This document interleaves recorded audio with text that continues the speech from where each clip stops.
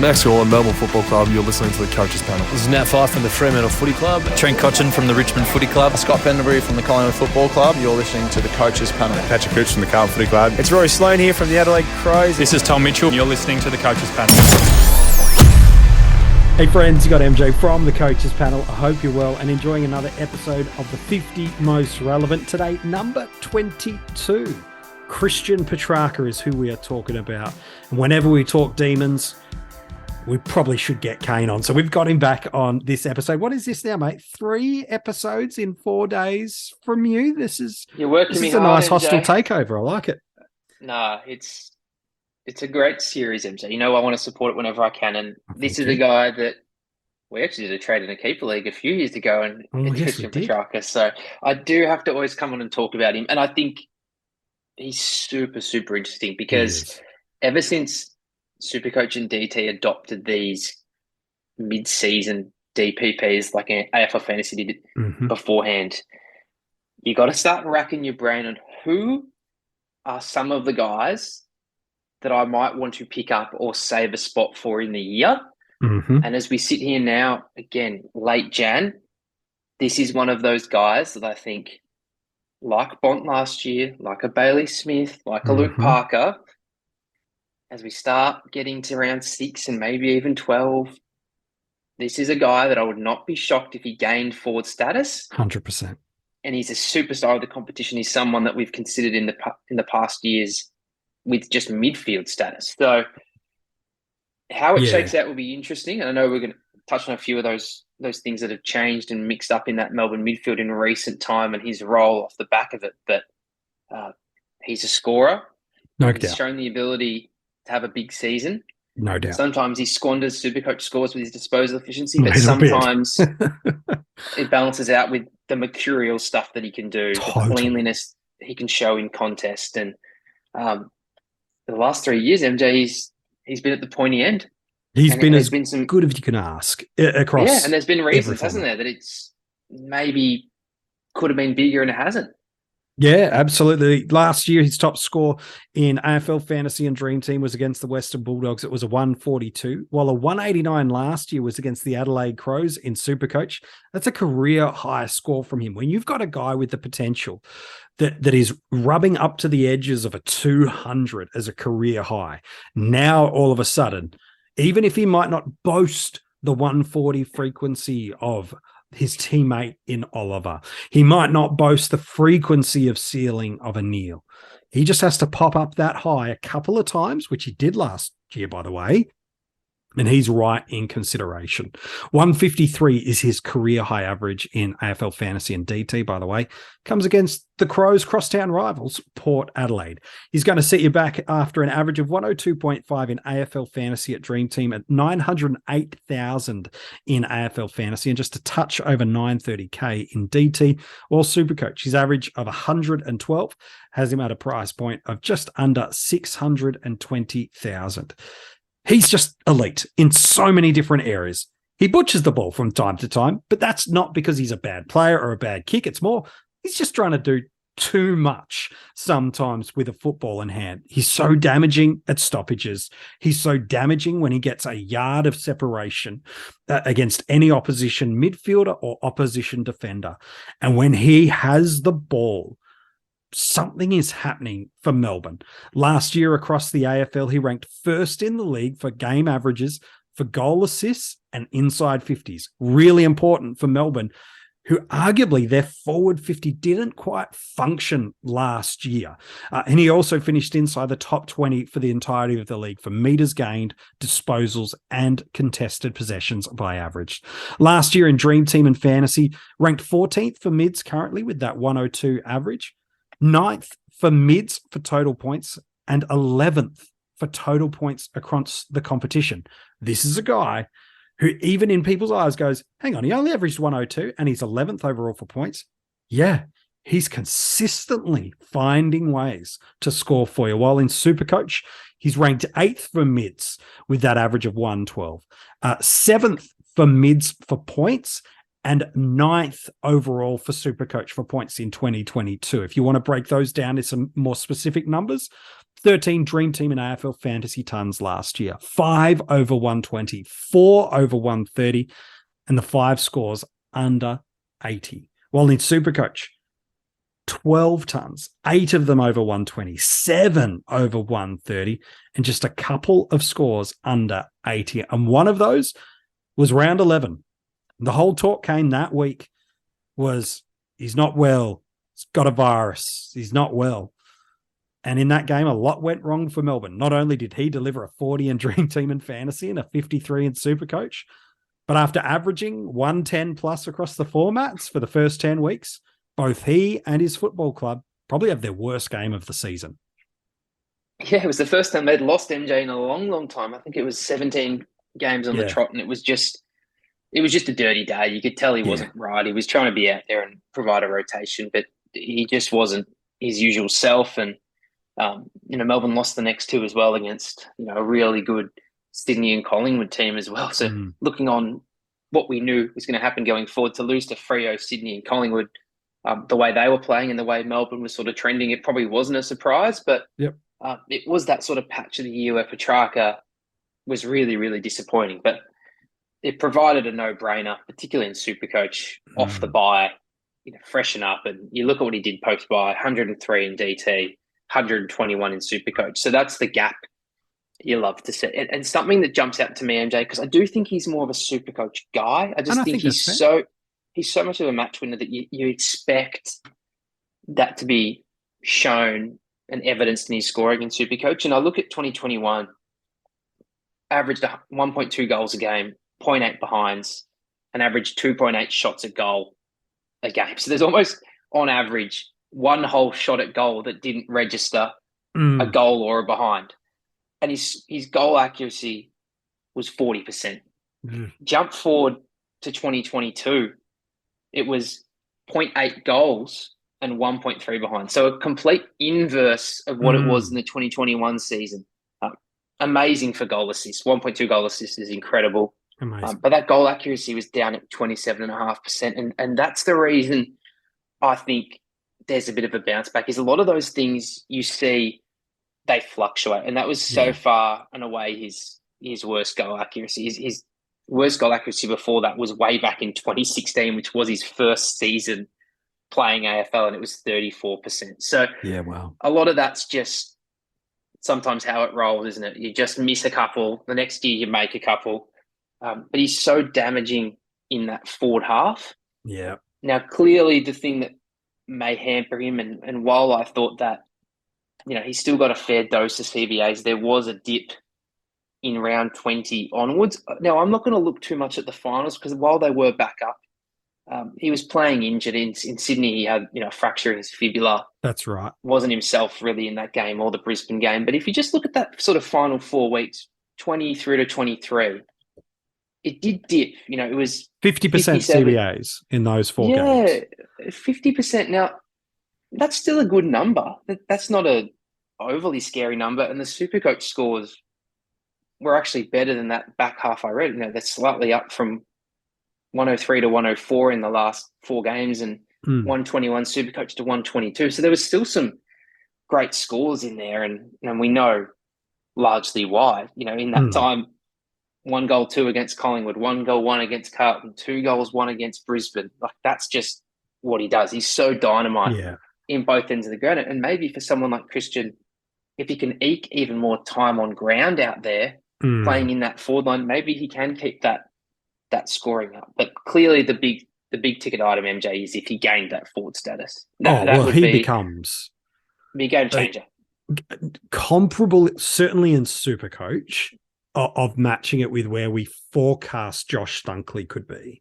While he's got 110 capacity in Dream Team and Fantasy, Dunkley's almost there anyway. So to compare him to Dunkley and what we project Josh might and probably will be at Brisbane isn't fair, but that's not the point. Remember last year, heading into round 6, Parker, Liberatore, Bailey Smith, Bontempelli, these big names come in and drastically shape up the foundation of what we think the top 6 forwards were. Whereas now we're looking going, man, if a guy can get 90, 95, that's going to be around the mark. if you thought that 12 months ago, you had to be a 100 midfield guy by season's end, or get on a run of scoring 100 from the point you pick them up to really make it worthwhile. It's interesting whether it's causation or correlation. Only Melbourne and Christian truly know. But the moment Petracca moved at round 20 from 75% centre bounces over the year to 50% at round 20 was the moment Angus Brayshaw popped into the midfield. Now, again, causation, correlation, only internally they know that.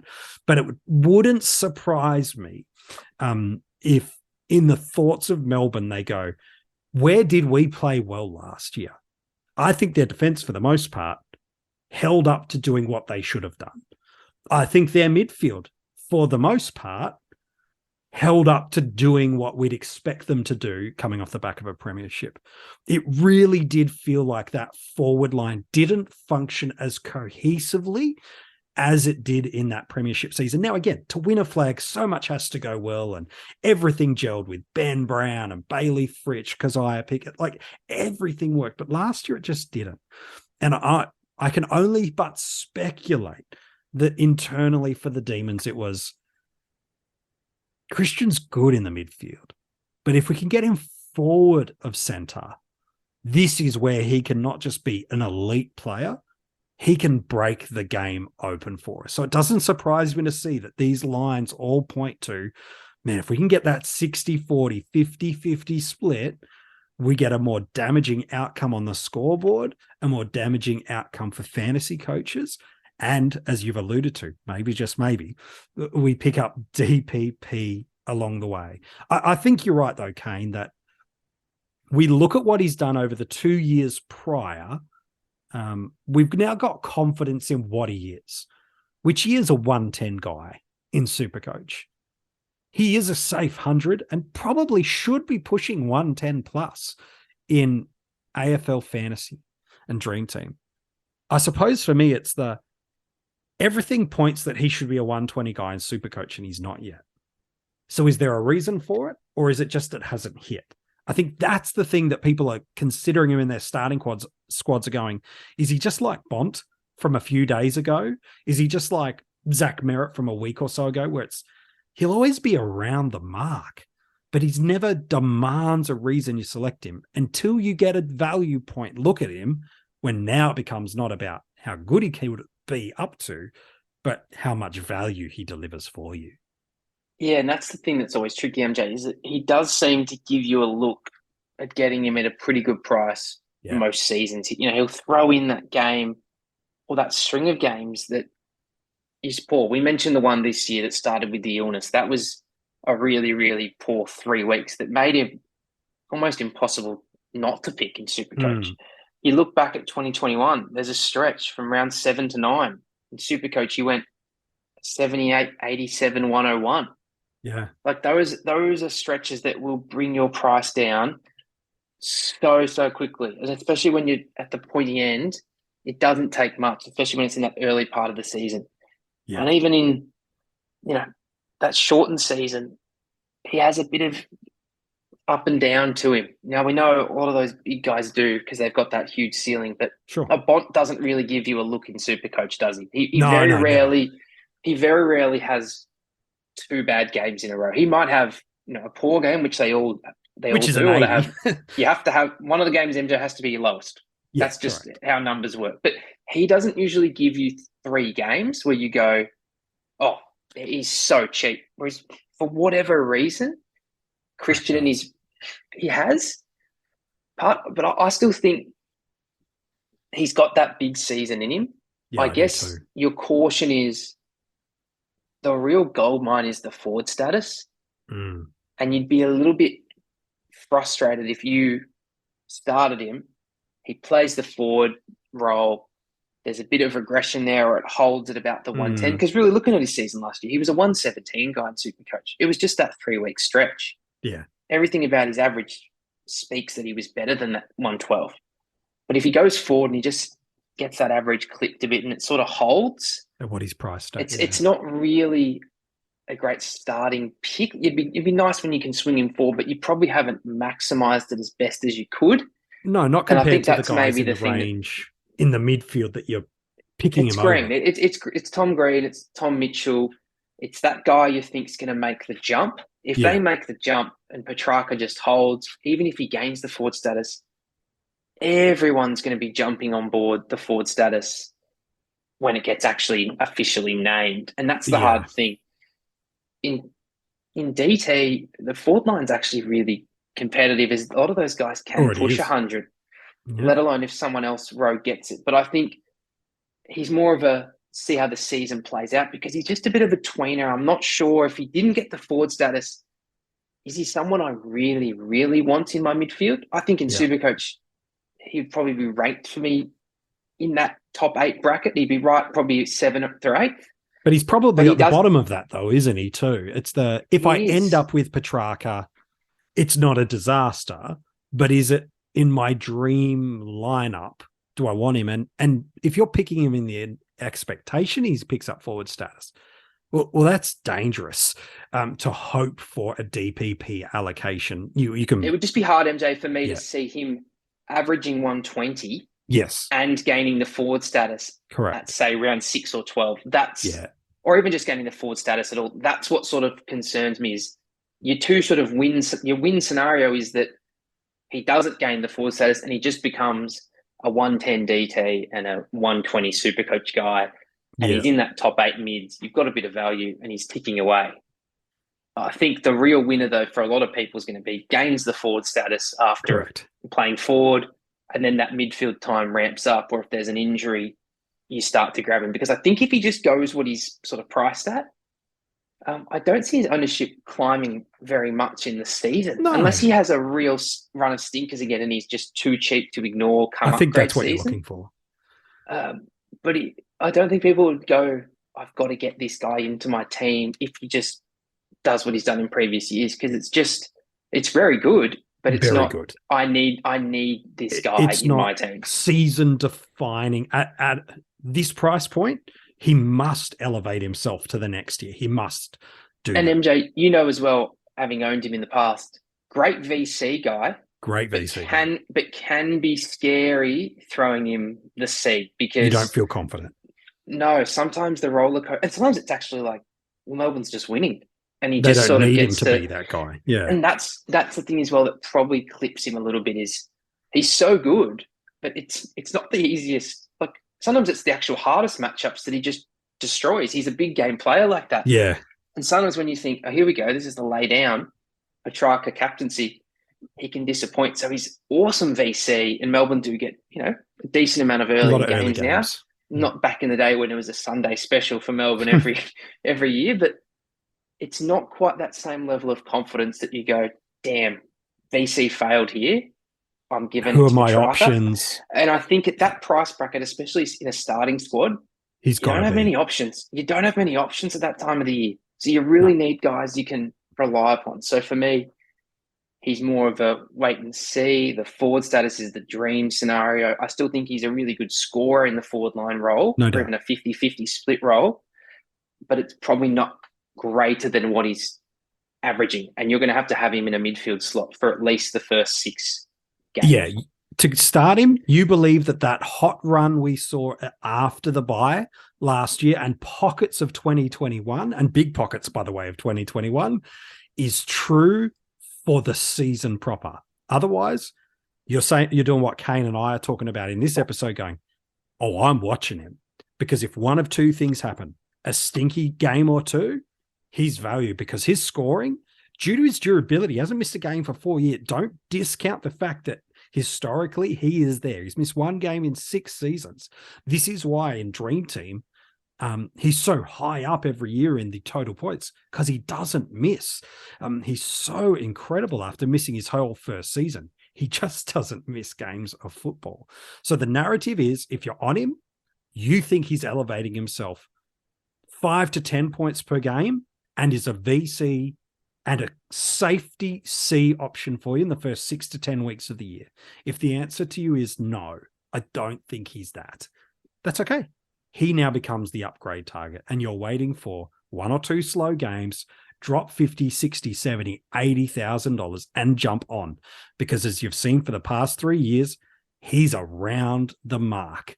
And that's fine when you're saving 100,000, not starting with that investment. The other thing you're looking for is he a DPP option? Because if he picks up forward status, regardless of if the value doesn't pop with losing, he's a monster you'll want to fit into your team. And last thing on that, MJ, is the relevance as well for this podcast is it does impact your starting structure for the forward line, because I'm feeling like a lot of people going very love the heavy. Forwards. Love the forwards. So if you love the forwards, and I've seen people have Darcy Cameron at R2 with 5 premium forwards. And I get it, because I love the names of Taranto, Cogs, Dunkley, Rosie, Butters. Some people love Dylan Moore or Goulden or these type of big, breakout picks. But even if you just went with that 5 of Dunkley, Cogs, Rosie, Butters, you start thinking, okay, Darcy Cameron swings in there. But if I get another DPP, Taranto is the other one I was thinking of. If you've got that 6 across your starting squad, 1 in the ruck, 5 in the forward line, it's a bit awkward now. Unless Darcy Cameron's really balling out and can compete in that R2 position, gets a bit tricky, because Petracca's one. There'll be others that we won't see or won't expect. Yep. How do you play it? It does impact a lot of different lines. And that's where I think the relevance comes in. You've got to start future-proofing your team, going, I love this guy. I think he can get to 95. But like we saw last year, if all of a sudden the bar for the 6 forward goes from a 95 to a 105. Correct. It's not enough. That's where it gets really, really tricky. Draft, I think he's basically bombed. I think the durability is amazing. Yeah, that's fair. He gets there. I just don't know. Maybe SuperCoach is that format, like I said, where you can leap a little bit earlier and put him in the bracket that's just with Tuke Miller, with Neil, with these type of guys, and that would have him, being a late first rounder. For me, that does seem a bit premature with purely on what you're giving up, because I'm making that case for Tuke Miller. I'm making that case for Bond. Some people want Parrish in there if that's their flyer. Yeah. Tom Mitchell might be some people's bounce back. So I think we know with this midfield line is, while you have to get them, you need to get midfielders, you need to invest for sure in that first 6 to 7 rounds in mids. It's almost a line as well where you think, geez, I wouldn't mind pick 1 here. Get Josh Dunkley and then come back at pick 20 and see what's left of these midfielders. Because I think there's midfielders in that will be ranked, 10th, 11th, 12th. Yeah, if you're getting him at that back, if you're getting at the back end of the second, you're like, to be honest, I was weighing up this guy at pick 9. I just couldn't split them, and I'm happy at pick 20. So I do think having an early draft pick feels like where you want to be. You want to be in that top handful of picks. Yeah. Whereas some years, as you know, Jay, it's the back end, isn't it? You're like, oh, geez, this is a blanket. Just give me 10, 11, and I'll be on my way. 2 of them, yeah. Yeah, so I think it does feel like people want the Dunkley. People want that. There might be a Rowan Marshall, might be, that separator. It might be in SuperCoach a Dawson or a Tom Stewart in defence that, are really separating themselves.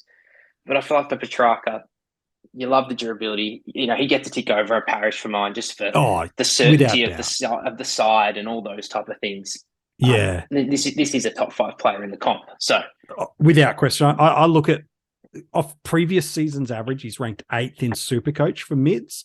So he's right on the edge of that M1 into M2, which is, as Kane's talked about, late second, maybe even pushing early third in that format if you can. While in Dream Team, his seasonal average has him at 14th mid. That's a mid-range M2. I think he's going to be going off draft boards no earlier than an M2.